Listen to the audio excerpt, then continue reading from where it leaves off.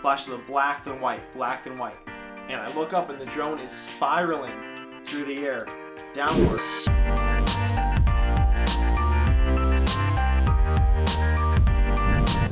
Hey guys, Chris here. So if you don't know, I'm a professional photographer, also recreational photographer and drone pilot. So a couple years ago on 4th of July, thought, hey, would be cool to get some drone video of fireworks. I didn't want to risk getting my drone hit with a firework or anything, or hitting any crowds of people or anything like that. So me and my cousin took a hike up Table Rock, which is a local hiking trail. It's probably 1.5 miles, 2 miles to the top, and then it's a plateau mesa. So we hiked up there, got to the edge. Wasn't really that many people around. We went away from where people were. A little bit windy, nothing too bad to worry about though. So launch the drone, take it up. Fireworks are probably 4 miles away. You can't see any. So kind of bummed about that, but we had a decent sunset and we had a good hike, so I was still enjoying it. I even think I let him fly the drone a little bit just over the top, turning it around, that kind of thing. So we were just having a good time. I was trying to get a couple last shots of kind of like sweeping around, turning, and I got a warning that said, high wind, please fly with caution. Now, I've gone this before. Definitely means I want to wrap up my flight, but it's never a problem. So I just wanted to get one more shot. So take it up a little bit higher, start the shot. This shot's a panning shot. Pan around the whole horizon like a 360-degree view. As I start to get that shot, I get another warning. And it says, high winds. Please land ASAP.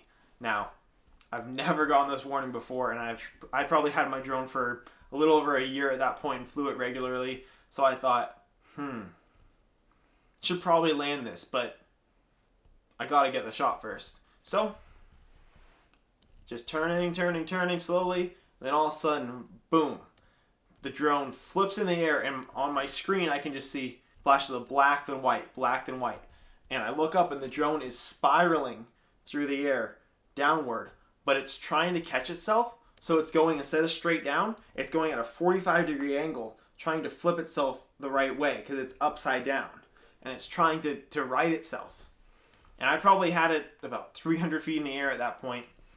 It's coming down at a 45-degree angle. And there's people probably 100 yards to our left.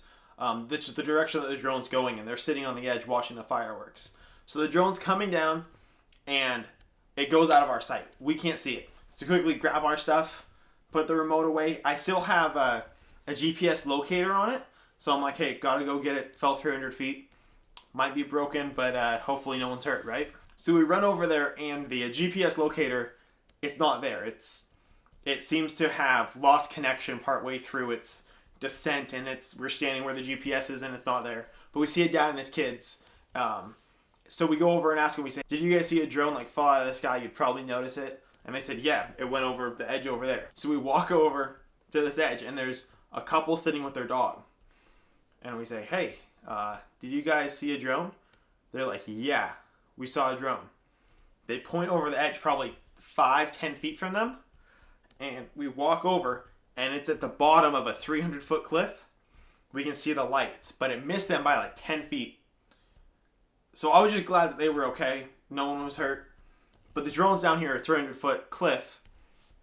And at that point, I say, well, we're not going down there. It's dark now. I took a picture over the edge. I took a little video, posted on my story, and was like, was fun having a drone while it lasted. And I always was prepared the whole time that anytime I took the drone up, I was prepared that this might be the last time that I can fly it, that it might break.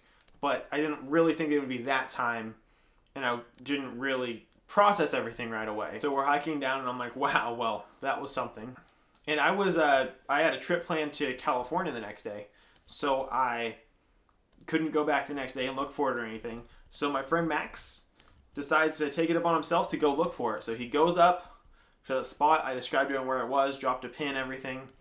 He looks over there. He says he thought he could see it, and tries to find a way down to it. Now, 300-foot cliff, hard to get down, and also I'm not totally sure the kind of rock, but it's a little bit crumbly, and it's not really great for rock climbing or safe to try to climb down or rappel down. But he walks around a couple other areas to look if there's a way to get down, and he finds this ravine that goes down at probably a 45-degree angle. So he tells me all this information. We decide, hey, we're going to go get this drone. So he buys a long, probably 200-foot section of rope. We get on jeans, boots, long sleeves. There's poison oak around here. We don't know what to expect. Gloves, everything we can. And we tie the rope off to a tree at the top and lower ourselves down this canyon. Now, it's like a 45-degree angle, and it's loose rock. So we need the rope, but we know we'll be able to get back up. So we're lowering ourselves down this rope, and we get to the bottom. We work our way over on the bottom, probably a quarter of a mile through, all this loose rock that's at the bottom, bushes, tree branches, whatever. We get over to where we think the drone is, and we search there for probably 2 hours and walking around, combing back and forth, and we just can't find it. And it's one of those things that maybe wasn't even worth going to find. We just wanted to do it for, the story and to hopefully, find the drone. So we threw in the towel, and we decided that it was a lost cause. So we climbed back to the top, went back over to the edge that it nearly missed, and I just took a couple photos, again, I think for my Instagram story to say, hey, I couldn't find it, whatever. And we left. And I thought that was the end of it. But then I got home, and I was thinking, and I had an idea. So I took that photo that I took the original night, and I turned the exposure up all the way. Now in that picture, we could see the little lights of the drone, and that was really all that you could see besides the cliff edge. The night that I took it on the 4th of July when I lost the drone. Now, this picture here, a few days later, it's daylight, and we can see everything, but we can't see the drone. And I go into Snapseed, enhance the photo, turn the exposure all the way up, try to do some noise reduction, saving, adjusting, trying to get any amount of detail I can out of it. And I can see a pattern of 3 trees. And I look at those other photos that I took, and I can see the same pattern. Now this probably triangulates it to a 10-foot area, and I say, it's got to be there. I put a thing out on my Instagram story, and I said, hey, does anyone want to go with me one last time to try to find my drone? And a couple people responded. So we planned the trip for, I think, a week or 2 later. It's July, so there's not rain. We're not that worried. No one else is going to go down there. And we go. So my friends Martha and Marissa went with me. We hiked up there. Martha brought, I believe, her uncle's spotting scope for shooting.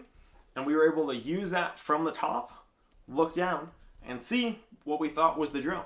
So she stayed up at the top. Me and Marissa went down the same rope, lowering ourselves down this ravine and hiking around the edge. Then Martha was able to point us from the top to this pattern of trees that we knew. Now, I'd already combed this area back and forth, didn't see anything. We go back, and I don't see anything. She says it's right there, and I look, and at my feet, tucked under a tree branch, is the arm to my drone. So I pull it out and look at it. The battery's popped off, but is intact. The gimbal is intact. One of the arms is broken off. So I pack it up, put it in my bag, and we head back up. Now, the main thing I was excited about, I didn't think the drone even survived, was the footage. And to have the footage of the crash. And if it saved even, if it didn't get corrupted, if the SD card, there's a million possibilities of ways that this could have gone wrong. But we got it, and I popped it out, and the SD card was intact, put it in my computer, and it worked. So I took the drone, I plugged in a new battery, tried to boot it up. It started, but the gimbal wouldn't, it just displayed black. It wouldn't even show any video. So I boxed it up, sent it to DJI, and was expecting a $500, $700, $800 repair for this $1,000 drone. When I got an email back from them, they said it'll be $130 to fix it, and that includes new propellers. I said, done deal. Go for it. And so I waited to get it back. And when I got it back, while I was expecting my drone to be repaired, I got it, and I said, oh, that's weird. They put plastic film over the lens, over the batteries. And then I realized they sent me a brand new drone. Now, keep in mind, I bought the drone that I had used for $800. Now I have a brand new one for $133. So obviously I'm super happy with the customer service at DJI, and I have a brand new drone out of the deal. So all in all, my drone crashing 600 feet over the edge of a cliff ended up pretty alright.